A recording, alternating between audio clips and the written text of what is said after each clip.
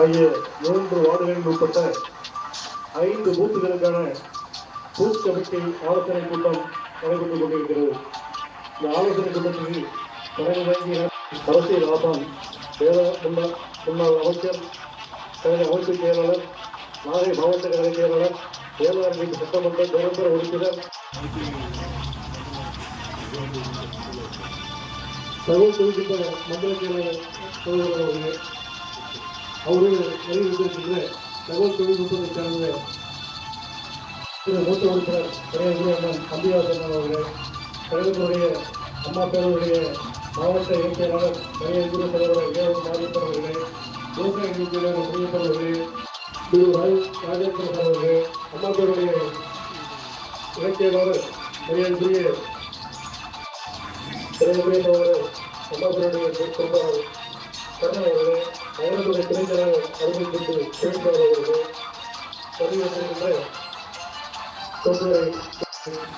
கழகத்துடைய பல்வேறு நிலைகளில் பொறுப்பாளர்களே, அனைவரையும் அதிலிருந்து நாம் உலகத்தாக எதிர்கொள்வதாக முடிவு ஏற்றுக்கொள்வதாக அவருடைய கூட்டு கமிட்டியுடைய தலைமை கூட்டம் நடைபெறுகிறது. மொத்தமாக கழகம் நம்முடைய மாவட்ட செயலாளர்கள் முதல்வராக வர வேண்டும், அந்த நிலைப்பாட்டை எடுக்க வேண்டும் என்று சொன்னால் அடிப்படையான விஷயம் கூட்டு கமிட்டியுடைய பொறுப்பாளர்கள் வாழ்வதற்கு செயலாளர்கள், அதே போல கூட்டு கமிட்டியுடைய ஒட்டி கொள்வார்கள். தமிழ்நாட்டில் அத்தனை பேருக்கு தெரியும்.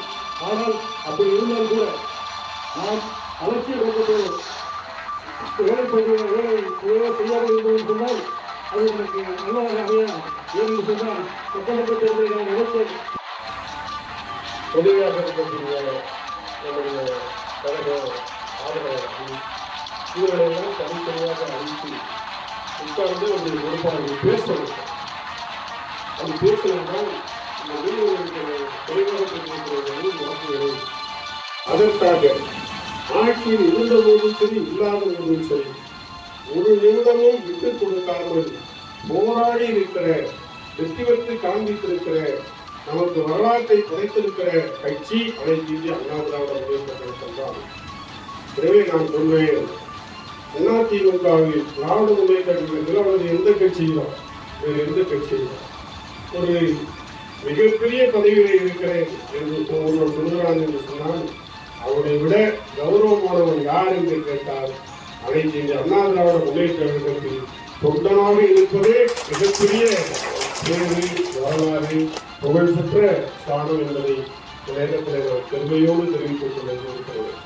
காரணம், எந்த ஒரு காரணத்திற்காகவும் நம்முடைய அரசியல் கட்சி தலைவர்கள் எவருடைய முதுகிலும் குத்தியதில்லை.